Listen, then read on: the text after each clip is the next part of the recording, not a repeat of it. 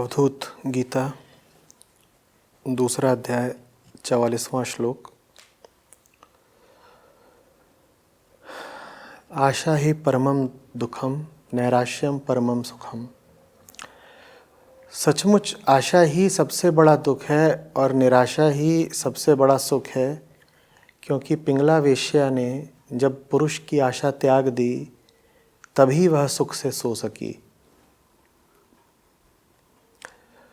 आचार्य जी, मैंने अभी तक आशा और उसके फलीभूत होने के क्षणों में ही सुख अनुभव किया है तथा इसके विपरीत क्षणों में मैं दुखी हुआ हूँ। मेरी आध्यात्मिक यात्रा भी दुख के उन क्षणों से बाहर निकलने के लिए ही शुरू हुई है। कृपया श्लोक में वर्णित निराशा जनित सुख को समझाएं।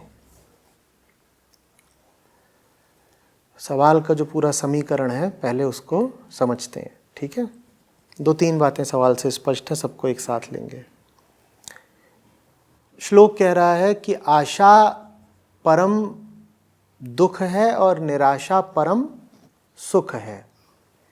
प्रश्नकर्ता कह रहे हैं कि आज तक इन्होंने जो सुख अनुभव करा है वो आशा के फलीभूत होने माने पूरे होने के क्षणों में करा है, और जब आशा नहीं पूरी हुई तो दुख अनुभव करा है। ठीक, तो पहली बात आशा पूरी हुई है तो कह रहे हैं सुख अनुभव करा है, और दूसरी बात कह रहे हैं आशा जब नहीं पूरी हुई तो दुख अनुभव करा है, और कह रहे हैं कि ये अनुभव तो श्लोक के विपरीत जा रहा है। और फिर कह रहे हैं मेरी आध्यात्मिक यात्रा भी दुख से बाहर निकलने के लिए शुरू हुई है। ठीक है, तो 3 बातें हमें पता चली हैं। प्रश्नकर्ता की जब आशा पूरी हुई है तो क्या मिला है? प्रश्नकर्ता की आशा पूरी नहीं हुई है तो क्या मिला है? और फिर कह रहे हैं कि दुख से बाहर निकलने के लिए ही आध्यात्मिक यात्रा शुरू करी है। ठीक है, तो कुल मिला के इन्हें सुख ज्यादा मिला है या दुख?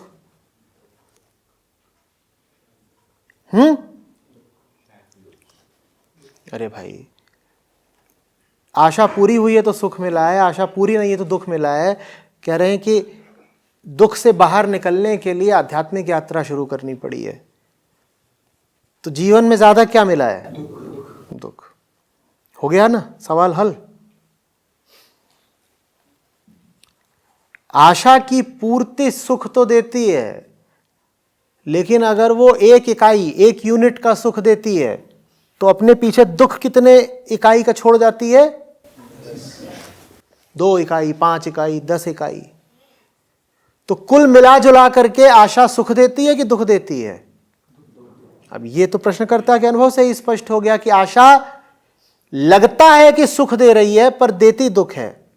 यही बात तो श्लोक कह रहा है ना।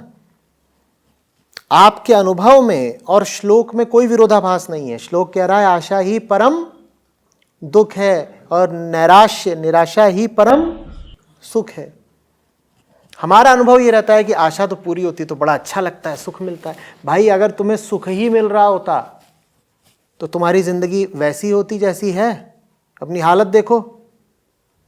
अगर तुम सुखी ही होते तो तुम इस श्लोक के पास पाए क्यों जाते?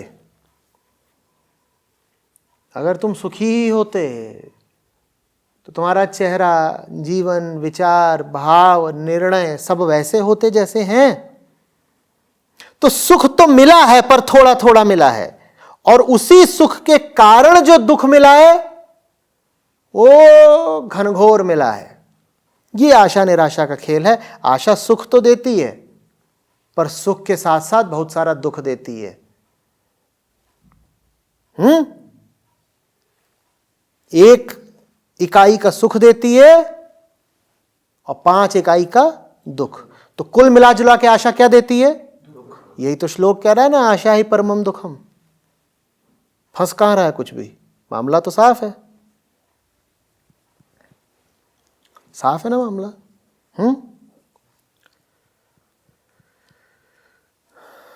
कह रहे हैं श्लोक में वर्णित निराशा जनित सुख को समझाएं। जैसे आशा थोड़ा सुख देती है और पीछे बहुत सारा दुख देती है। उसी तरह से निराशा थोड़ा दुख देती है, लेकिन उस दुख के बाद वो दुख से मुक्ति दे देती है, क्योंकि अब हो तो गया दुख। इससे बड़ा दुख क्या होगा कि आशा पूरी नहीं होने वाली। झेल लो उसको, एक बार में झेल लो, उसके बाद भोगने के लिए कोई दुख बचेगा नहीं। जब दुख नहीं बचता, वही अवस्था दुख से मुक्ति की या आनंद की कहलाती है। उसी को उच्चतर सुख कहते हैं। आशा तो अपने साथ एक डर लगाए रखती है ना। क्या डर? कहीं पूरी ना हो, कहीं पूरी ना हो। पूरी हो जाती है तो फिर जो सुख मिला होता है उसे बचाए रखने का डर, और साथ ही साथ ये डर कि अब अगली आशा पूरी होगी कि नहीं होगी। यहां पे जो निराशा कही गई है, वो निराशा एक भाव नहीं है, वो निराशा बस आशा से मुक्ति का नाम है। आशा एक भाव होती है, आशा एक विचार है। क्या विचार? कि मैं जो चाहता हूं वो कल हो जाएगा, इसको कहते हैं आशा। निराशा ये विचार नहीं है कि मैं जो चाहता हूं वो नहीं होगा। निराशा बस आशा का अभाव है। इन दोनों में अंतर समझिएगा। ऐसा मत सोच लीजिएगा कि आशा माने मैं जो चाहता हूं वो होगा और निराशा माने मैं जो चाहता हूं वो नहीं होगा। नहीं, आशा निराशा की अगर आपने ये परिभाषा करी है तो ये परिभाषा गलत। आशा जरूर कहती है मैं जो चाहता हूं होगा। निराशा का अर्थ है मैं ऐसी कोई आशा करता नहीं। निराशा का अर्थ है निष्कामता। निराशा माने आशा से मुक्ति। निराशा ये नहीं कहती कि मैं जो चाहता हूं वो नहीं होगा। निराशा बस ये कहती है कि मैं ये कामना कर ही नहीं रहा कि जीवन मेरी चाह के अनुसार चले। मैं इस चक्कर में फंसा ही नहीं हुआ हूं कि अपनी इच्छाएं पूरी करने के लिए काम करूं। अगर मैं इच्छाएं पूरी करने के लिए काम नहीं करता तो फिर कैसे काम करता हूं? उसको धर्म कहते हैं। दो तरह के कर्म होते हैं, एक होता है कामना से और दूसरा होता है धर्मणा से। ज्यादातर लोग किस बिंदु से काम करते हैं? काम से। उन्हें कुछ चाहिए तो वो काम करते हैं। वो ऐसा काम करते हैं जिसमें उनका व्यक्तिगत स्वार्थ है। ऐसे लोगों को आशा होती है और ऐसे ही लोगों को फिर दुख मिलता है, क्योंकि आपका व्यक्तिगत स्वार्थ इतना छोटा है कि अगर पूरा हो भी गया तो क्या मिल गया, नहीं पूरा हुआ तो पिटे, पूरा हो गया तो दूना पिटे। वो व्यक्तिगत स्वार्थ चीज ही इतनी टुच्ची है। दारू मिली तो सत्यानाश, और नहीं मिली महासत्यानाश। है ना?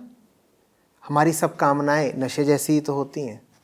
बस जब वो चढ़ी होती हैं सर पे तो लगता है कि ये पूरी तो होनी चाहिए, और जान ले लूंगा, खून बहा दूंगा इस इच्छा को पूरी करने के लिए। निराशा जिस अर्थ में श्लोक में प्रयुक्त है उसका अर्थ है होशियारी, समझदारी। मैं इन इच्छाओं की असलियत जान गया हूं। मैंने ये धंधा ही छोड़ दिया है कि इच्छा पर आधारित जीवन जीऊंगा। मैं जान गया हूं ये सब इच्छाएं कहां से आती हैं। अरे ये तो पुरानी प्राकृतिक वृत्तियां हैं, वही अपना रोना रोती रहती हैं, उन्हीं का नाम इच्छा है। भीतर रसायनों का खेल चलता रहता है, वही इच्छा बन के खड़ा हो जाता है। मैंने इन सब अंदरूनी प्रपंचों को भाव देना ही बंद कर दिया है, क्योंकि मुझे पता है ये सब क्या है। अरे प्रपंच है भाई। प्रपंच माने नौटंकी, नाटक। भीतर इच्छा उठी, हमने उसको क्या बोला? धत नाटक। फिर चालू।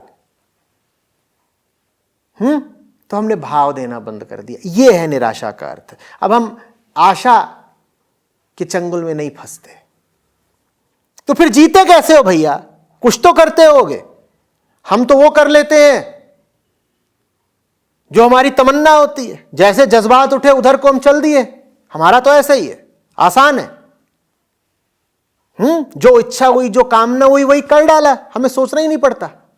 गुस्सा आया थप्पड़ जड़ दिया, भूख लगी खाना खा लिया, नींद आई सो गए, लालच उठा तुम मेहनत करके कुछ कमा लिया, और अगर संभव हुआ तो बिना मेहनत करके ही मार लिया। भाई लालच तो हमारा तो आसान है, हमारा तो ऐसे चल जाता है धंधा। तुम्हारा कैसे चलता है? तुम कह रहे हो तुम कामना पे चलते नहीं, तुम तो कुछ ये निराशा वगैरह का पहाड़ा बता रहे हो, तुम्हारा काम कैसे चलता है? तो फिर क्या उत्तर आता है? धर्म। हम वो नहीं करते जो हमें चाहिए, हम वो करते हैं जो करना चाहिए। मस्त बात है, दमदार, समझ रहे हो? हम वो नहीं करते जो हमें चाहिए, हम वो करते हैं जो करना चाहिए। दुनिया में फिर अब दो ही तरह के लोग होते हैं, और हर आदमी की जिंदगी में इन्हीं दो तरह के चुनाव होते हैं बस। तुम वो कर रहे हो जो तुम्हें चाहिए, या तुम वो कर रहे हो जो तुम्हें करना चाहिए।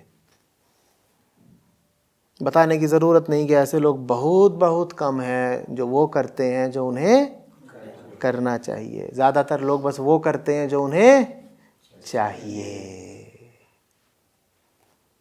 फंस गए, क्या करोगे? आ रही बात समझ में?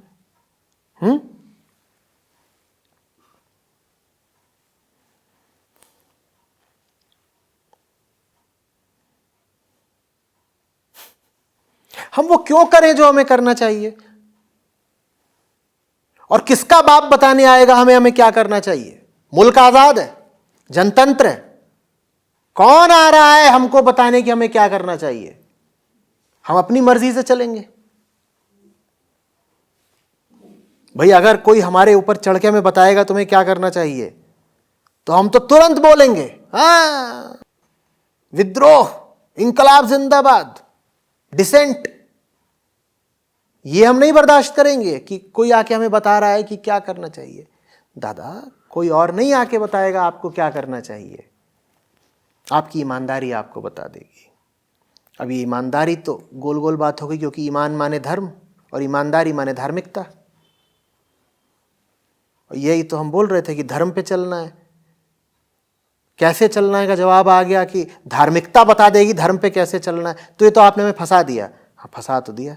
तो बाहर कैसे निकले तुम जानो, किसी का बाप थोड़ी बताएगा तुमको, तुम ही ने कहा था। जब हर चीज तुम खुद ही कर सकते हो तो फिर सवाल किसी और से क्यों पूछ रहे हो? देख लो अपनी जिंदगी को कि फंसे हुए हो, और उस जाल से बाहर आने के लिए जितना हाथ पांव चला सकते हो चला लो। जब दिख जाएगा कि तुम्हारे बस का नहीं है खुद बाहर आना, तो फिर वो मिल जाएगा जो तुम्हें बताएगा कि तुम्हें क्या करना चाहिए। पर इससे पहले कि तुम्हें धर्म पता चले, तुम अपना कर्म तो देख लो।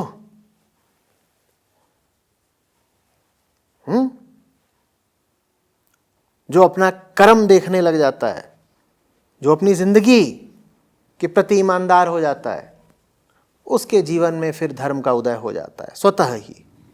फिर ये नहीं है कि आपको कोई संहिता, कोई शास्त्र पढ़ना पड़ेगा, फिर कोई ज्ञानी, कोई गुरु चाहिए जो आके आपको कुछ बातें बताएगा, उसकी जरूरत नहीं पड़ती है।